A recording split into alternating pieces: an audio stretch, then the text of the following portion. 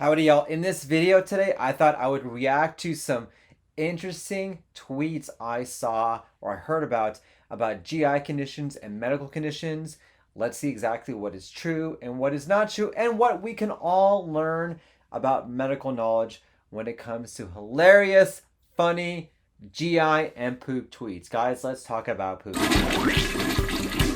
Did you know that everything on Twitter is not real?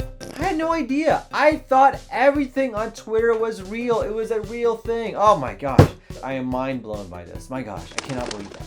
From @Adocio Buckley, saw some free thinkers talk about how COVID tests are stupid because they only test if you have the disease. You can test negative and get it 3 days later. That's how every medical test works. A negative colonoscopy doesn't mean you'll never get ass cancer. Oh, it's so true. This is a perfect example. So just because you have a negative test at that time does not mean you will never ever get that particular problem. Same thing with COVID testing. If I test negative today, that means that, okay, I didn't have COVID up until today, but I may get it tomorrow and I test positive again. Exact same thing with a colonoscopy as well. A negative colonoscopy does not mean that you're clear and done. I've seen so many patients who come see me who's had maybe one colonoscopy in 10 or 15 years. No. One colonoscopy that's normal with a good prep clears you for 10 years, but it doesn't mean that it clears you for the rest of your life. You need to get one at least every 10 years. If we find any polyps, it may need to be sooner than that. And there are a lot of other tests that are out there besides a colonoscopy, like the Cologuard, for example. Now, a positive Cologuard means that there's something growing inside your colon. A Cologuard test actually is a test, it's that proof in the box, where they actually test for stool DNA in the stool. Okay, duh, obviously. But that DNA is an abnormal growth that's secreted in your poop, either from a precancerous polyp, a precancerous lesion, or something worrisome. A negative Cologuard, meaning a normal Cologuard, does not exclude you from having colon cancer ever. This is a test that needs to be done every 3 years, and same thing with the colonoscopy. If you had a normal colonoscopy, that's great, woohoo! That means though that your next one is going to be due in 10 years. You still may get butt cancer, yes. @Bobby Picklehead. Hey, haha, what's going on, guys? So it turns out I have hemorrhoids. Just iron deficiency things, haha. Anyway, I read on this site called WebMD, yes, a real site that we use, really good, that it's terminal. So all I can say is, so long, suckers. I know my doctor said I had a gorgeous rectum after the colonoscopy, but not anymore. So many people have hemorrhoid issues, and it literally is a pain in the butt. Boom, boom. Yes, I'll be here all day. But hemorrhoids are due to dilated veins in the rectum. Your rectum has a area that has a lot of veins that are there. So when you develop hemorrhoids, it's usually due to a lot of pressure in the rectum, either from squatting heavy weights, like, yes, squatting, lifting heavy things, pushing really hard, having pregnancy, or having constipation, or sitting for a long time. And symptoms for hemorrhoids can range from asymptomatic, nothing going on, pain in the bottom, bleeding, itching, and pressure. And so usually we can see if you have a hemorrhoid based on a rectal exam. Yes, we actually take a look at your bottom, and sometimes we actually have to do a scope to see exactly how big the hemorrhoids are, what we can do, and what we can offer to get them fixed. We offer in my clinic, yes, in my clinic, a fast, easy, and painless way to fix your hemorrhoids. If you want to get your hemorrhoids fixed, I'm the doctor for you guys. So @saxophone Kraken, I guess, okay. I never gotten a Jello ad in my life, and I rarely eat it, but Jello is the closest thing to solid you can consume during colonoscopy prep, so I'm eating some. First thing I see when I sit down, this with my bowl of Jello and open Twitter is this, when you cut the cake and find out it's Jello. That's great. So Jello is one of those foods that we recommend that you can't eat before a colonoscopy prep. So, the importance of doing a prep is to make sure that you're cleaned out so we can see exactly what's going on. I don't want to be going into your rectum and seeing a whole bunch of poo. Trust me, you don't want me to see that. I don't want to see that. I want to have a clear path so I can see exactly what's going on, remove polyps, and get you out of there and get you to your lunch or to your breakfast. So Jello is a food that we recommend to have, before a colonoscopy prep, because I know people are hungry, they get hangry, they get just irritated. But I'll tell you, I've had so many patients tell me that once they see a Jell-O bottle after they've done a colonoscopy prep or a Jell-O snack, they just all of a sudden have this Pavlov response where they feel terrible, like, oh God, that reminds me of my colonoscopy prep. And yes, it's true. I know, I'm sorry about that. Yes, I can't imagine going through a prep, eating Jell-O, opening up Twitter, and then just seeing this tweet. Man, that's gotta be killing. I'm sorry, man. So at Danny Sleeping, normalize not holding in farts. It creates bad breath. So I actually have a video on what happens when you hold your farts in, but it does not cause bad breath. And trust me, it doesn't cause that. There are other reasons for bad breath, but holding in your farts, I have a video on that, so click on that video.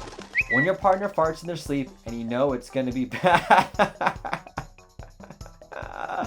Oh my gosh, that's hilarious. Look at that dog. Oh, he's so sad. Oh my goodness. Yeah, that sucks. I can't help you on there.